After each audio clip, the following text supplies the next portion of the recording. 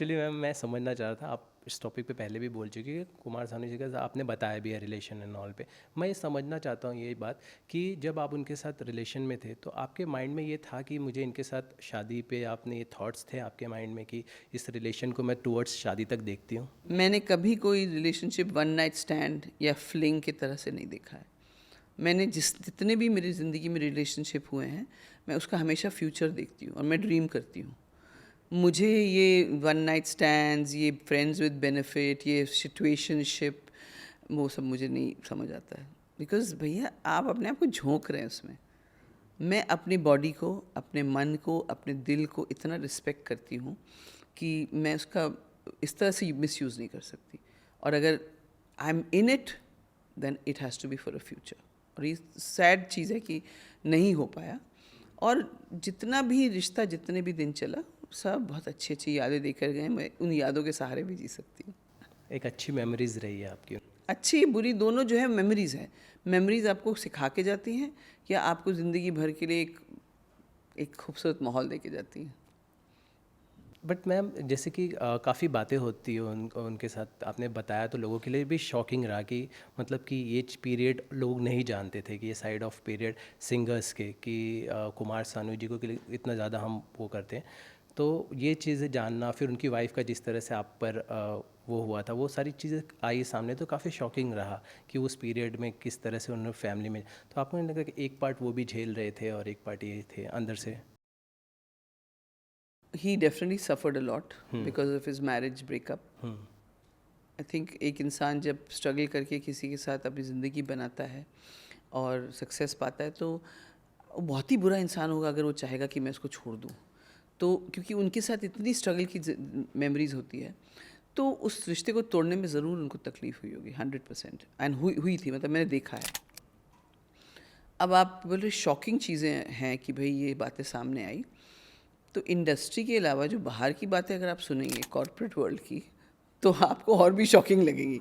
वो तो हम लाइमलाइट पे होते हैं और लोग हमारे में इंटरेस्टेड होते हैं, इसीलिए तो शॉकिंग तो खैर कोई भी ज़िंदगी की उतार चढ़ाव। अच्छा, अब आप शॉकिंग उस तरह से कहें कि उनका कैरेक्टर कैसा था, I don't think that is fair.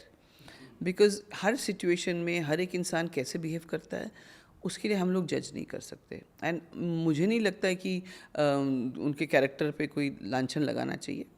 वो भी उनका लिखा हुआ था, जो जो ज़िंदगी से गुजरे हैं वो, और जो जो रिश्तों से या जो सब लिखा रहता है। हाँ, अब आगे चल के देखिए ना कितने स्टेबल शादी है उनकी। उन्होंने सीखा, उन्होंने शायद अपनी गलतियाँ देखी होंगी। उन्होंने अब जो शादी उनकी है, 2 बेटियाँ हैं उनकी, 3 बेटों के अलावा जो पहली शादी से है, तो बहुत खुश है वो। So you learn, and as I said, every soul has come for a journey. ये उनका जर्नी था। उनको ये उस जर्नी में मुझे आना था, मेरा कुछ पिछले जन्म का था और हम दोनों को उससे गुजरना था। And it was beautiful. But ma'am जैसे कि आपने बताया था कि लाइक ये उनकी सेकंड मैरिज के बाद भी उन्होंने आपने कॉल किया था और आपको वापस आने के लिए कह रहे थे, तो उस नेचर में अगर जाएं तो उस पर मतलब वो इंसान का फितरत होता है, वो तरीका होता है, या वो भुला नहीं पा रहे थे? नहीं, ये भी हो सकता है कि उनको लगा होगा जब मैं चली गई थी कि भाई दिस गर्ल मतलब I want to get back to her, ऐसा भी हो सकता है। और उन्होंने हो सकता है एक लास्ट चांस दिया होगा कि भाई आप अगर, मतलब मेरा ये प्रस्ताव है, आप मानेंगी तो उसके 1 साल बाद तो ही गॉट मैरिड। मेरे पॉडकास्ट के बाद कुछ लोगों ने, बहुत लोगों ने अप्रिशिएट भी किया कि भाई उन्होंने उनकी जर्नी को, कुछ लोगों ने ये भी किया कि यार कि इतना ऐसा था, हमको पता नहीं था। अरे यार, तुम खुद के अंदर झांको, दूसरा आदमी कितना कमीना था, क्या था, हुआ यू टू से, आप उसकी सिचुएशन में नहीं हो। आपको क्या पता कि आपको कितना झेल रहा था, झेल पा रहा था कि नहीं, कितनी उसके अंदर स्ट्रेंथ थी झेलने के लिए। हर एक इंसान अपनी सिचुएशन के हिसाब से बिहेव करता है। टूवर्ड्स मैम, आप, मुझे लगता है कि आपने बताया था कि आप उनके सिंगिंग स्टाइल को लेकर आप उनके फ़ैन हुए थे, वो आपको मैं आज उनके। भी फ़ैन हूँ उनकी यस म्यूज़िक की। यस। उनके बीच में जब वो गायब हो गए थे, कोई गाना नहीं आता, मुझे बहुत दुख होता था। Because he is got a lovely voice and I am glad that अभी वापस कम से कम रियलिटी शो में वगैरह सब दिख रहे हैं।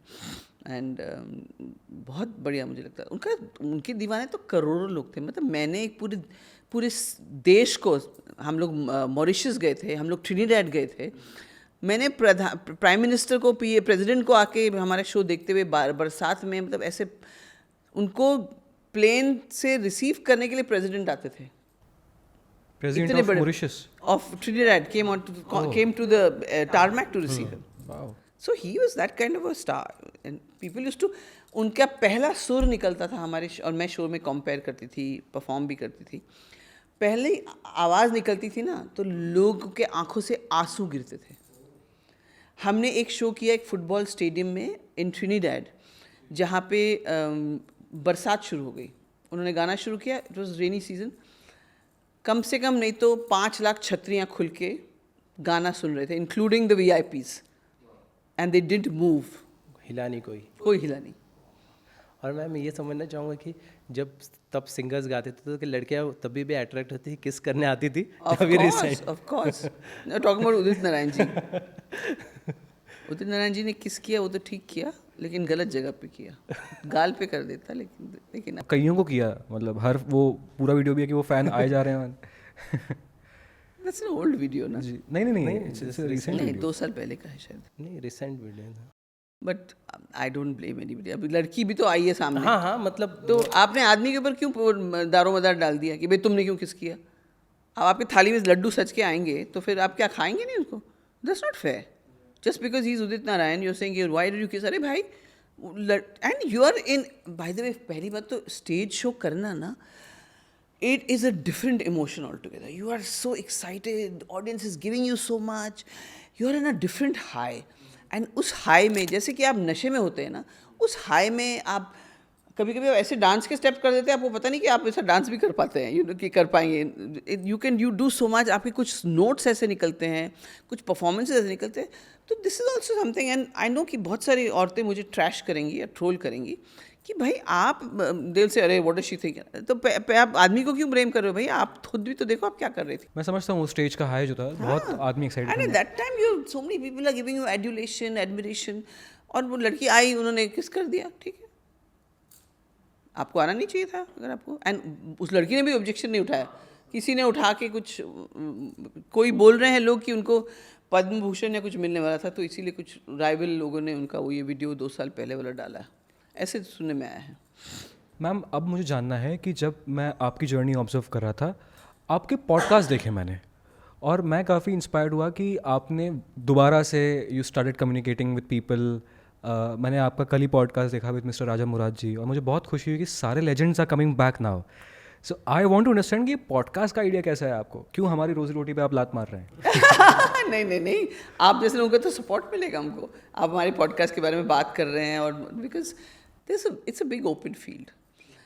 सबसे बड़ी बात यह है कि आजकल internet there is no competition. There is genre, you have news का genre, you have comedy, you have this. तो सबके लिए आई बॉल्स हैं. और ऐसा नहीं कि एक आदमी मेरा पॉडकास्ट देख रहा है तो आपका नहीं देखेगा, या रविश कुमार का नहीं देखेगा, या सोहित मिश्रा का नहीं देखेगा, या फिर रेड माइक नहीं देखेगा. सब देख रहे हैं. उनकी 24 घंटे में जितना टाइम मिलता है, जो इंगेज करता है उनको ज़्यादा वो देखेंगे. अब हो सकता है सेलिब्रिटीज़ जब आते हैं तो उनके बारे में सुनना भी, कुछ लोगों को पुरानी, जैसे आप दोनों यंग बच्चे, आपको भी पुराने फिल्म इंडस्ट्री के बारे में जानने का शौक़ है. But why did I get back to podcast. सबसे पहले बात तो मैं बताना चाहती हूँ कि मैंने बिफोर सत्यमेव जयते मैंने एक टॉक शो किया था, और वो टॉक शो का नाम था स्ट्राइवर्स and achievers.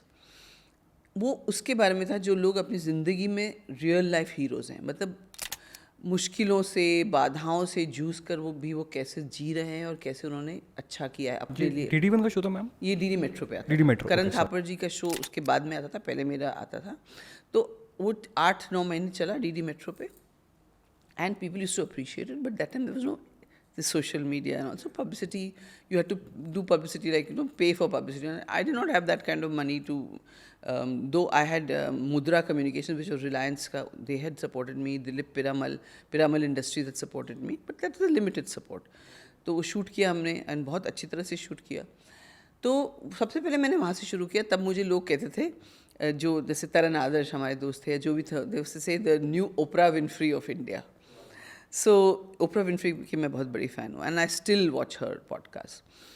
So then I wanted to connect, but obviously अब मैंने फिर क्या किया, मैंने Instagram पे लोगों से कनेक्ट करना शुरू किया. लाइव करती थी और मैं टॉपिक्स के साथ करती थी.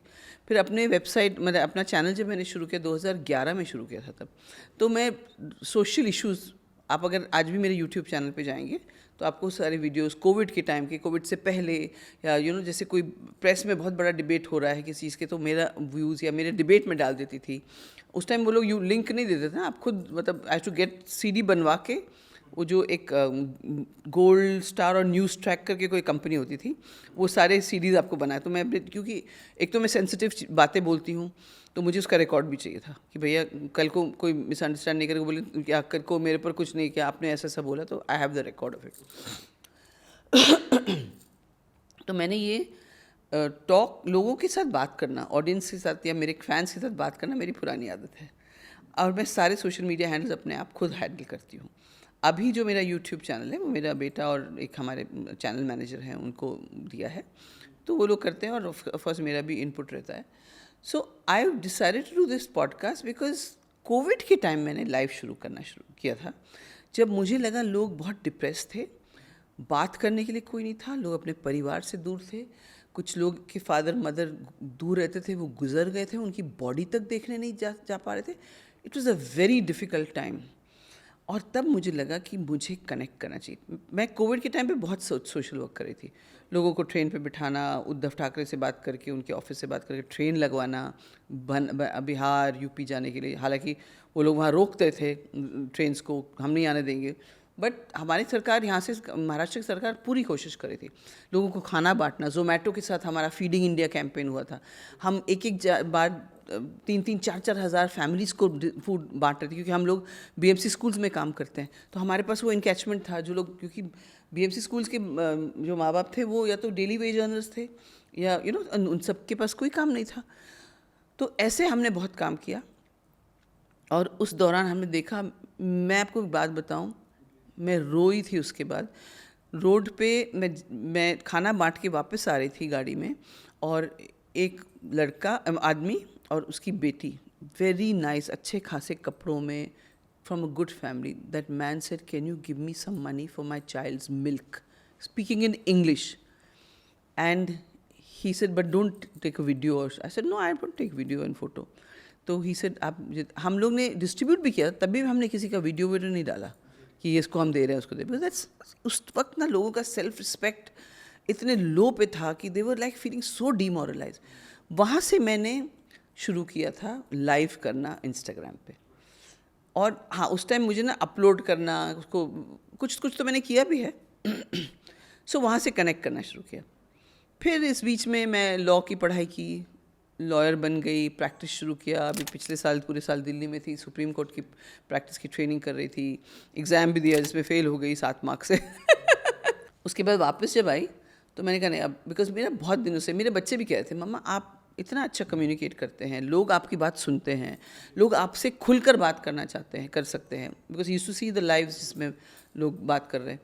तो मैंने कहा नहीं यार, इसका कुछ करना पड़ेगा। I have so much to say, so much to hear, so much to share, and that's why I started the podcast. और मैं बहुत फॉर्चुनेट हूँ कि मेरे पहले कुछ पॉडकास्ट जो हमने रिकॉर्ड किए उसमें सारे दोस्तों ने मतलब दिल खोल के मेरा साथ दिया, आए हैं और दिल खोल के बातें की हैं, क्योंकि उनके बारे में मैं जानती हूँ। मैंने ऐसे किसी को नहीं पकड़ के बुला लिया, जिसके बारे में मैं जानती हूँ, जिससे मेरा संपर्क रहा है, ऐसे लोगों को मुझे लगता है कि दुनिया को उनके बारे में जानना चाहिए।